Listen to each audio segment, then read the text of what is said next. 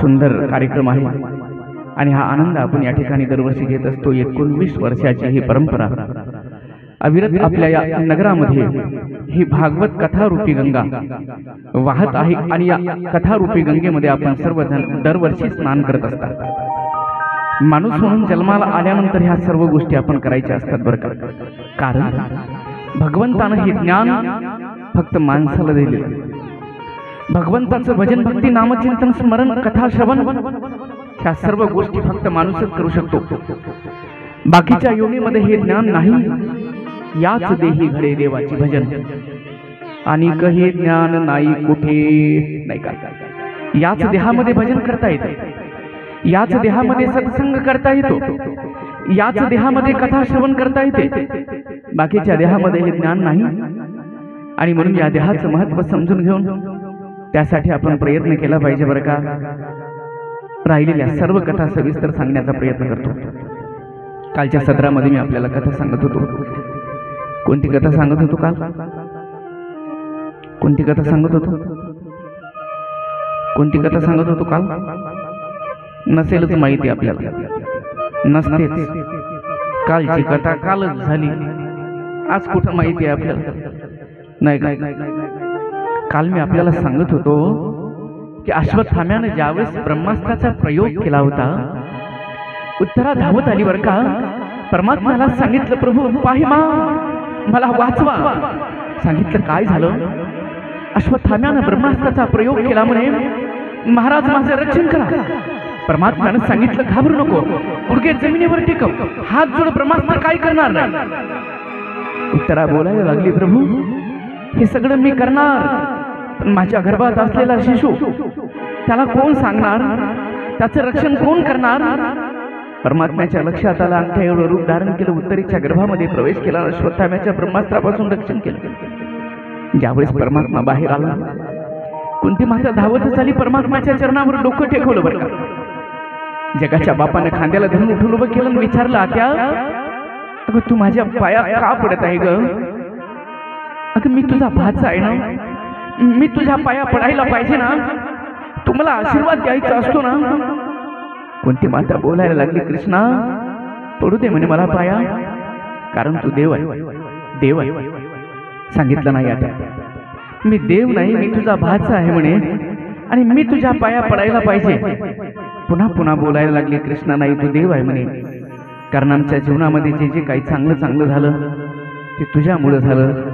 काल मी बोलून गेलो, मेरा आपकी कृपा से सब काम हो रहा है, नाही काय? सांगितलं कृष्णा सगळं करणारा तू आहे। केवढं मोठं युद्ध होतं रे कुरुक्षेत्रावरचं। कृष्णा पुढच्या बाजूला कृपाचार्य, द्रोणाचार्य, भीष्माचार्यांसारखे शूर माणसं। माझी फक्त 5 मुलं होती, पण त्या 5 जणांपैकी एकाच्या केसाला धक्का लागला नाही कृष्णा, कारण तू त्यांच्या पाठीशी होता म्हणे, तू देव आहे, देव आहे, देव आहे। पुन्हा पुन्हा म्हणायला लागली बरं का। परमात्म्यानं सांगितलं ठीक आहे आत्या, आता तू म्हणतच आहे मी देव आहे तर आहे देव, मी प्रसन्नही झालो, सांग तुला काय पाहिजे म्हणे। कुंती माता बोलायला लागली, कृष्णा खरंच तू प्रसन्न आहे ना, मी मागितलं ते देशील? परमात्म्यानं सांगितलं, आत्या आज तू ब्रह्मपद जरी मागितलं तरी द्यायला तयार आहे। तू जर मागेल की मला ब्रह्मपद पाहिजे तर उतरवतो त्या ब्रह्मदेवाला खाली आणि बसवतो त्या पदावर पाहिजे। सांगितलं नाही कृष्णा मला ब्रह्मपद नको। सांगितलं मग काय पाहिजे माग?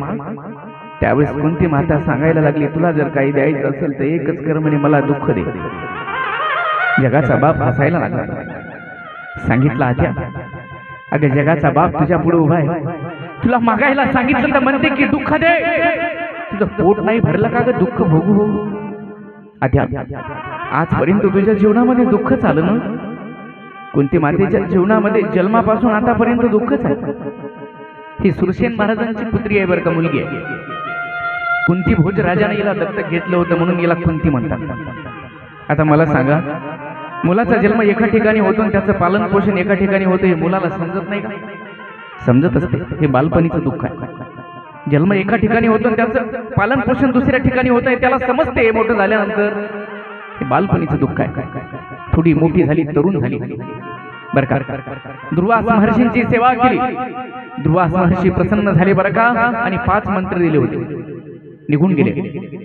एक दिवस कुंती मातेने विचार केला की मंत्र तर मला मिळाले, पण हे मंत्र काम करतात की नाही, प्रयोग करून पाहिलं पाहिजे.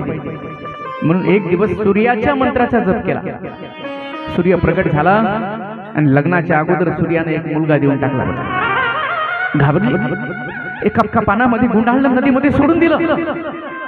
हे तरुणपणीचं दुःख आहे. थोडी मोठी झाली, लग्न झालं, नवरा मिळाला पंडुरोगी.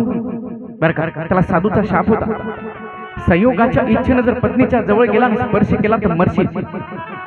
दुसरी जी बायको होती माद्री नावाची, गेला बरं का, एक दिवस स्पर्श केला, मेला. भर तारुण्यात ज्या स्त्रीचा पती मरत असतो, याच्यापेक्षा मोठं दुःख कोणतं असू शकतं. हे लग्नानंतरचं दुःख आहे. मंत्रातून पांडवांचा जन्म झाला आणि सख्या चुलत भावांनी त्रास द्यायला सुरुवात केली. लाखेच्या घरामध्ये जाळून मारण्याचा प्रयत्न केला, पदार्थामध्ये विष मिसळून मारण्याचा प्रयत्न केला.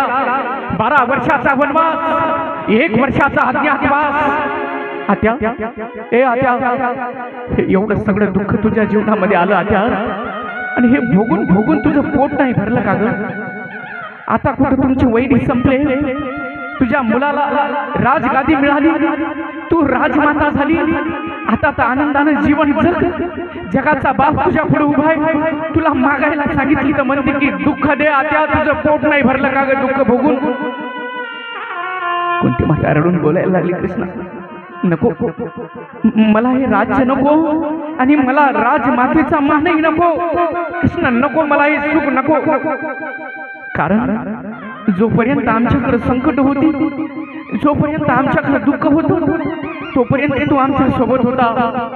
आज आमचं दुःख संपलं, माझे वैरी संपले, माझा मुलगा राजगादीवर बसला, मी राजमाता झाली, सगळं मिळालं कृष्णा, सगळं मिळालं, पण तू आमच्यापासून लांब चालला ना रे कृष्णा, हे नको आहे म्हणे. जोपर्यंत आमच्याकडे संकट होती, जोपर्यंत आमच्याकडे दुःख होतं, तोपर्यंत तू आमच्या सोबत होता. आज आमची संकट दूर झाली, तू आमच्यापासून लांब चालला, हे नको आहे मला. काय करू म्हणे अशा सुखाचं, ज्या ठिकाणी तुझा सहवास घडत नाही, ज्या ठिकाणी तुझी संगती लाभत नाही, काय करायचं अशा सुखाचं? तुकोबराया सांगतात, आगी लागो तया सुखा. आग लागू दे म्हणते अशा सुखाला, ज्या ठिकाणी माझ्या परमात्म्याचं भजन होत नाही, ज्या ठिकाणी माझ्या परमात्म्याची भक्ती होत नाही, ज्या ठिकाणी त्याचं नामचिंतन होत नाही. जायचं का अशा बंगल्याला, जायचं का अशा घराला? मोठे मोठे बंगले बांधून ठेवले लोकांनी, 4-4 मजली. तिथं स्मरण नाही, तिथं चिंतन नाही, तिथं भगवत भक्ती नाही, तिथं कथा नाही, तिथं परमार्थ नाही. काय करायचं अशा बंगल्याचं? काय जायचं, चाटायचं आहे का अशा बंगल्याला? तुकोबराया सांगतात, आगी लागो तया सुखा, जेने हरी नये मुखा, मज होत का विपत्ती, पांडुरंग राहू चित्ती. तर काय तुकोबराया सांगतात, तेव्हा आग लागू दे अशा सुखाला. म्हणून तुकोबराया सांगतात, तुका म्हणे करी फकीराचे परी, रात्रंदिवस हरी येईल वाचे. देवा मला फकीर कर, फकीर कर, जेणेकरून तुझं नामचिंतन मला करता येईल, तुझं स्मरण भजन भक्ती मला करता येईल, मला फकीर कर. कारण काय करायचं म्हणे अशा सुखाचं. म्हणून तर मी नेहमी सांगत असतो, असेल आपल्याकडे सुख, असेल आपल्याकडे सुखाची साधनं, असेल आपल्याकडे बंगला, गाडी, घोडी, सगळं असेल, श्रीमंती असेल, बँक बॅलन्स असेल, सगळं असेल, पण भगवंताचं भजन करणं फार महत्वाचं आहे. त्याचं स्मरण चिंतन करणं फार महत्वाचं आहे, त्याची भक्ती करणं फार महत्वाचं आहे, त्याची कथा ऐकणं फार महत्वाचं आहे. हे केलं पाहिजे बरं का. शांती पाहिजे ना, समाधान पाहिजे ना, जीवनाला पूर्णत्व पाहिजे ना, मग ह्या सगळ्या गोष्टी करायच्या. लोक म्हणतात कशासाठी? आमच्याकडे सगळं तर आहे म्हणते, गाडी आहे, घोडी आहे, बंगला आहे, बँक बॅलन्स आहे, मायबाप आहे, बायको आहे, लेकर आहे, सुखाची साधन आहे, खायला आहे, प्यायला आहे, सगळं आहे. मग कशासाठी करायचं म्हणते भजन? कशासाठी कथा श्रवण?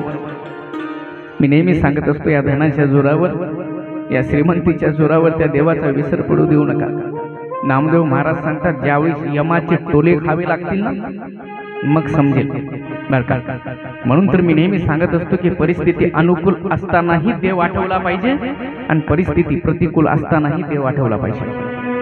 बरं का. आपली परिस्थिती अनुकूल असली की देवाचं स्मरण चिंतन भजन नाही, आणि परिस्थिती प्रतिकूल झाली, संसाराची झड पोचायला लागली, बरं का, दुःखाचे चटके बसायला लागले की मग देवाच्या देवळात येतात. बरं का.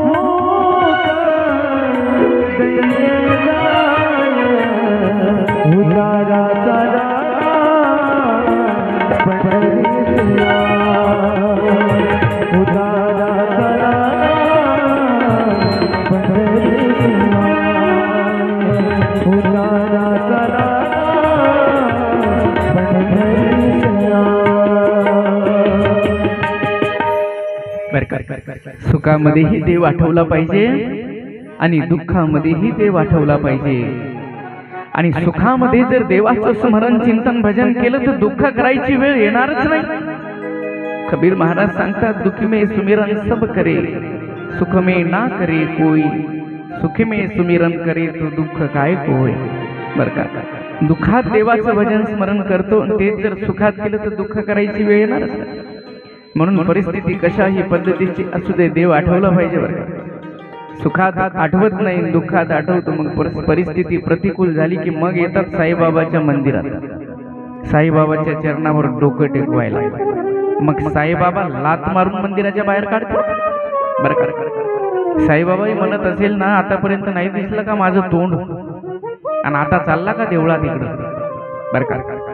म्हणून परिस्थिती चांगली असतानाही देव आठवा, आणि परिस्थिती वाईट असतानाही देव आठवला पाहिजे.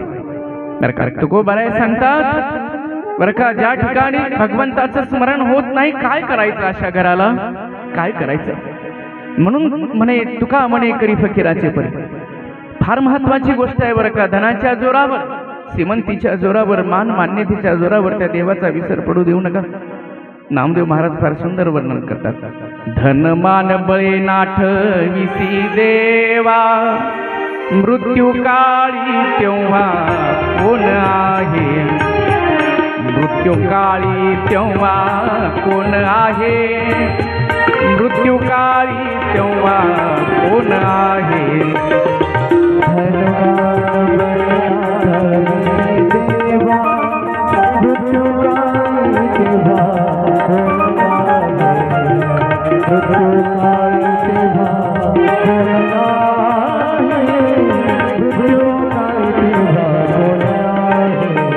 यमाचे यमा दंड बैसतील माथा,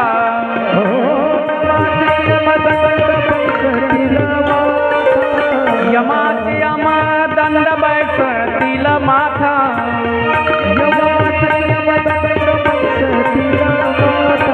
यमाचे यम दंड बैसतील माथा, तेव्हा तुझं रक्षिता कोण आहे, तेव्हा तुझं रक्षिता कोण आहे, तेव्हा तुझं रक्षिता कोण आहे. यमाचे यमदंड बैसतील माथा, तेव्हा तुझं रक्षिता कोण आहे, तेव्हा तुझं रक्षिता